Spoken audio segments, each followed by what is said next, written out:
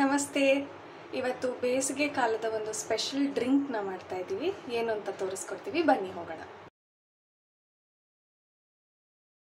ಮಲೆನಾಡು ಮತ್ತು ಕರಾವಳಿ ಭಾಗಗಳಲ್ಲಿ ಇದನ್ನು ಪುನರ್ಪುಳಿ ಅಥವಾ ಮುರಿನೋಳು ಅಂತ ಕರೀತಾರೆ. ಆದರೆ ಇದು ಸಾಮಾನ್ಯವಾಗಿ ಎಲ್ರಿಗೂ ಗೊತ್ತಿರೋದು ಕೋಕಮ್ ಅನ್ನೋ ಹೆಸರಿಂದ. ಇವತ್ತು ನಾವು ನಮ್ಮನೇಲಿ ಈ ಕೋಕಮ್ ಹಣ್ಣಿನ ರಸವನ್ನು ತೆಗಿತಾ ಇದ್ದೀವಿ. ಇದನ್ನು ಹೇಗೆ ಮಾಡ್ತೀವಿ ಅಂತ ತೋರಿಸ್ತಿದ್ದೀವಿ. ಕೋಕಮ್ ಹಣ್ಣು ನೋಡಲಿಕ್ಕೆ ನಾಟಿ ಟೊಮೆಟೊ ಹಾಗೆ ಗುಂಡಗಿರುತ್ತೆ, ಆದರೆ ಬಣ್ಣ ಮಾತ್ರ ಬೀಟ್ರೂಟ್ ಥರ ಇರುತ್ತೆ. ತುಂಬ ಒಳ್ಳೆ ಬಣ್ಣ.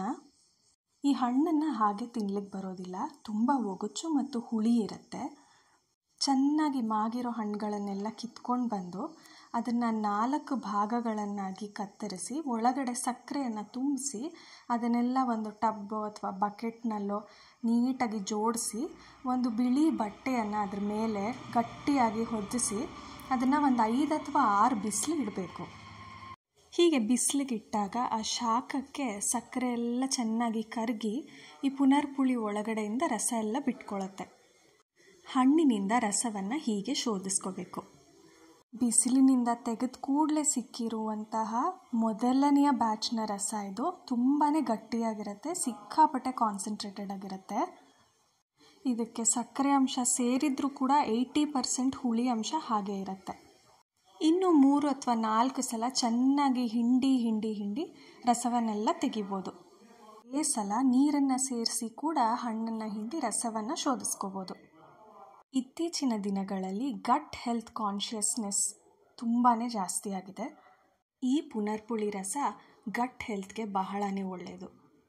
ವೈದ್ಯರ ಸಲಹೆ ಪ್ರಕಾರ ನಮ್ಮ ಗಟ್ ಹೆಲ್ತ್ಗೆ ಹುಳಿ ಅಂಶ ಬಹಳನೇ ಮುಖ್ಯ ಆಗುತ್ತೆ.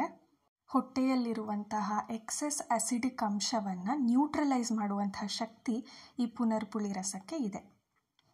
ಅಷ್ಟೇ ಅಲ್ಲ, ಮಧುಮೇಹಕ್ಕೆ ಕೂಡ ಪುನರ್ಪುಳಿ ರಸ ಬಹಳನೇ ಉಪಯುಕ್ತ.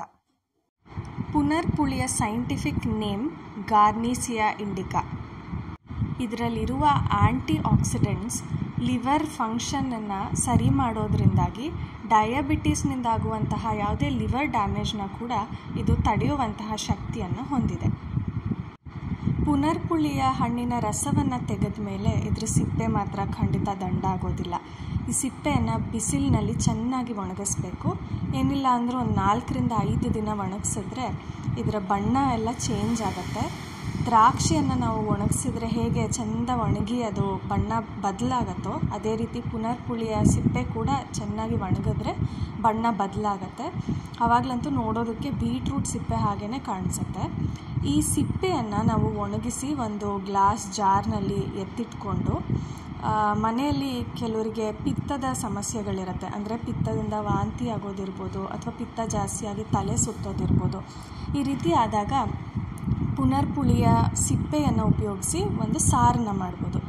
ನಾನು ಆಗಲೇ ಹೇಳಿದ ಹಾಗೆಯೇ ಈ ಸಿಪ್ಪೆಯಲ್ಲೂ ಕೂಡ ಒಗಚು ಮತ್ತು ಹುಳಿಯ ಅಂಶ ತುಂಬ ಹೇರಳವಾಗಿರುತ್ತೆ. ಹಾಗಾಗಿ ಒಂದು 2 ರಿಂದ 3 ಹಣ್ಣಿನ ಸಿಪ್ಪೆಯನ್ನು ತೊಗೊಂಡ್ರೆ ಸಾಕಾಗತ್ತೆ ಸಾರು ಮಾಡಲಿಕ್ಕೆ. ಇದನ್ನು ಚೆನ್ನಾಗಿ ಬಿಸಿ ನೀರಿನಲ್ಲಿ ಕುದಿಸ್ಕೋಬೇಕು. ನಂತರ ಆ ಸಿಪ್ಪೆಯನ್ನು ಹಸಿ ತೆಂಗಿನ ತುರಿಯ ಜೊತೆಗೆ ಚೆನ್ನಾಗಿ ರುಬ್ಕೋಬೇಕು. ಒಳ್ಳೆ ಪಿಂಕ್ ಕಲರ್ ಬರುತ್ತೆ. ನಂತರ ರುಬ್ಬಿದ ಮಿಶ್ರಣವನ್ನು ಶೋಧಿಸ್ಕೋಬೇಕು. ಇದು ಒಂದು ಸಲ ಶೋಧಿಸ್ಕೊಂಡ್ಮೇಲೆ ಕುದಿಸೋಕ್ಕೆ ಇಟ್ಕೊಂಡಿದ್ದ ನೀರನ್ನೇ ಉಪಯೋಗಿಸ್ಕೊಂಡು ಇನ್ನೊಂದು 2 ರಿಂದ 3 ಸಲ ಹಾಗೇ ಇದನ್ನು ರುಬ್ಕೊಂಡು ಶೋಧಿಸ್ಕೊಂಡು ನಂತರ ಈ ಸಾರನ್ನು ತಯಾರು ಮಾಡ್ಕೊಳ್ಳೋದು. ಇದಕ್ಕೆ ರುಚಿಗೆ ತಕ್ಕಷ್ಟು ಬೆಲ್ಲವನ್ನು ಹಾಕಬೇಕಾಗತ್ತೆ. ಹಾಗಾಗಿ ಈ ಸಾರು ಸ್ವಲ್ಪ ಸಿಹಿ ಜಾಸ್ತಿ ಇರುತ್ತೆ. ಉಪ್ಪನ್ನು ಕೂಡ ಹಾಕ್ತೀವಿ, ಆದರೆ ಇದು ಸ್ವಲ್ಪ ಸಿಹಿ ಅಂಶ ಜಾಸ್ತಿ ಇರುತ್ತೆ. ಇದಕ್ಕೆ ಕೊಬ್ಬರಿ ಎಣ್ಣೆ ಒಗ್ಗರಣೆ ಹಾಕಿದ್ರೆ ಬಹಳನೇ ಚೆನ್ನಾಗಿರುತ್ತೆ. ಬಿಸಿ ಅನ್ನಕ್ಕೆ ಊಟ ಮಾಡಲಿಕ್ಕೂ ಬರುತ್ತೆ ಮತ್ತು ಹಾಗೆ ಕೂಡ ಕುಡಿಬೋದು. ಮಕ್ಕಳಿಗಂತೂ ಇದು ತುಂಬಾ ಇಷ್ಟ ಆಗುತ್ತೆ. ಒಂದು ಸಲ ನಿಮ್ಮ ಮನೆಯಲ್ಲೂ ಟ್ರೈ ಮಾಡಿ ನೋಡಿ. ಇನ್ನು ಹಣ್ಣಿನ ರಸ ತಯಾರಾಯಿತು ಅಂದಮೇಲೆ ಸುಮ್ಮನೆ ಇರೋಕ್ಕಾಗತ್ತಾ? ಫ್ರೆಶ್ ಆಗಿ ಬಾವಿಯಿಂದ ನೀರನ್ನು ಸೇದ್ಕೊಂಡು ಬಂದು ಲೋಟಕ್ಕೆ ಒಂದು ಸ್ವಲ್ಪ ಪುನರ್ಪುಳಿ ರಸವನ್ನು ಹಾಕ್ಕೊಂಡು ಅದಕ್ಕೆ ಬೇಕಾದಷ್ಟು ನೀರನ್ನು ಸೇರಿಸ್ಕೊಂಡು ಕುಡಿದ್ರೆ ಆಹಾ ಎಷ್ಟು ಚೆನ್ನಾಗಿರುತ್ತೆ ಗೊತ್ತಾ. ನೀವು ಒಂದು ಸಲ ಟ್ರೈ ಮಾಡಿ ಹೇಗಿತ್ತು ಅಂತ ತಿಳಿಸಿ.